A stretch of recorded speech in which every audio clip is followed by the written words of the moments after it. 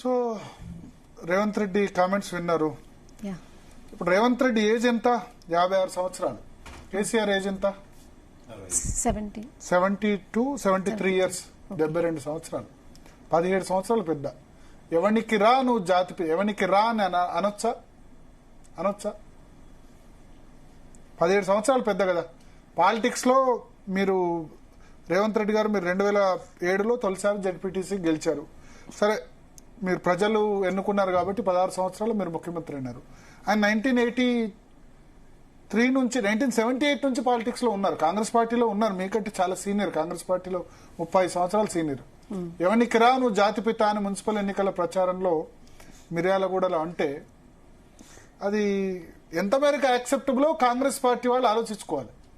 కేటీఆర్ తిట్టాడు, వాళ్ళు తిట్టారు అనే బదులు ఇదివరకు ఒకసారి తొండలు లాగులేసి కొడతా, మెడలో పేగులేసి కొడతా ఇట్లా అన్నారు కదా.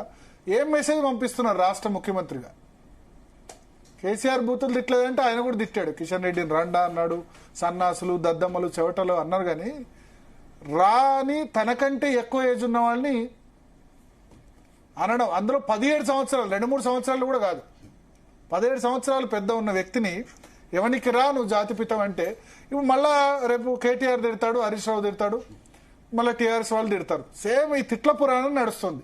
ఇదే తిట్లు తిడితే, సరే బూతులు తిట్టలేదు, ఇదే తిట్లు తిడితే అక్కడ అంబటి రాంబాబు ఇంటి మీద టీడీపీ వాళ్ళు దాడి చేశారు. తెలంగాణలో ఇంకా అదృష్టం దాడుల కల్చర్ లేదు.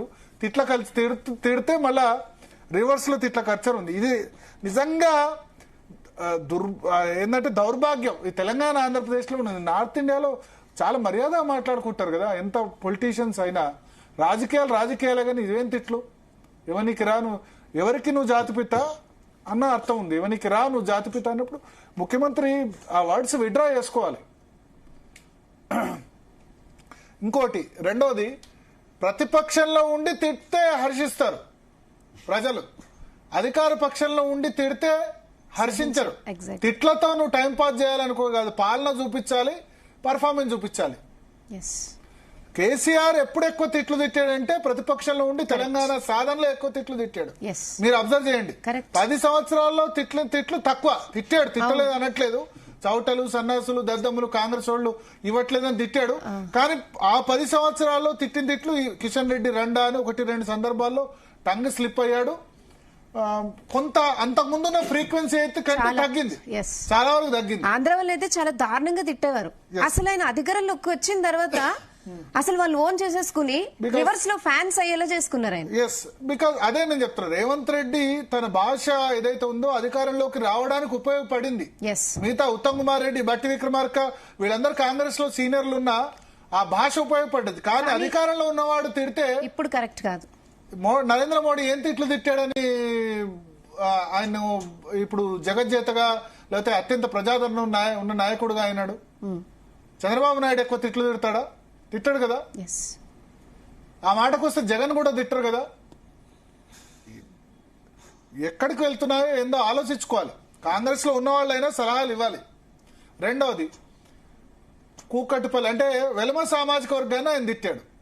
ఇదివరకు కూడా గతంలో తిన్నాడు. వెలమ సామాజిక వర్గం ఎంత మొత్తం ఏందో ఒక బియ్యం బస్తా ఇచ్చినా సరే వాళ్ళందరూ కలిపి తినేవచ్చు అని అన్నాడు. కూకటిపల్లి కృష్ణారావు, హరీష్ రావు, తన్నీరు హరీష్ రావు కా, ఎర్రబెల్లి దయాకర్ రావుకు జాతిపిత అంటే, మీ దగ్గర ఉన్న ప్రేమ్ సాగర్ రావుకు జాతిపిత, మీ దగ్గర ఉన్న మీ పెద్దపల్లి ఎమ్మెల్యే విజయ రమణారావుకు జాతిపిత అంటే వాళ్ళ దాంట్లో కూడా వెలమ ఎమ్మెల్యేలు 7 ఉన్నారు. వద్దా 7 వెలమ ఎమ్మెల్యేలు? వద్దా చెప్పాలి. జగిత్యాల ఎమ్మెల్యే సంజయ్ కుమార్ ఇప్పుడు కొత్తగా చేర్చుకున్నారు కదా జీవన్ రెడ్డి దగ్గర, ఆయన వెలమనే. తర్వాత మంచిర్యాల ఎమ్మెల్యే ప్రేమ్ సాగర్ రావు వెలమనే. తర్వాత పెద్దపల్లి ఎమ్మెల్యే విజయ రమణారావు జైలునే. ఆయన మంత్రివర్గంలో ఉన్న జూపాలి కృష్ణారావు వెలమనే.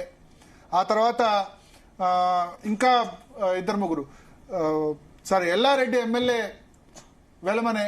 మీ దగ్గర 7 వెలమ ఎమ్మెల్యేలు ఉన్నారు. వాళ్ళందరికీ కూడా మరి జాతి మీరు కమ్యూనిటీ మొత్తానికి లింక్ కట్టేశారు. అంటే మీ దగ్గర ఉన్న 7 ఎమ్మెల్యేలకు కూడా ఆయన జాతిపితనే.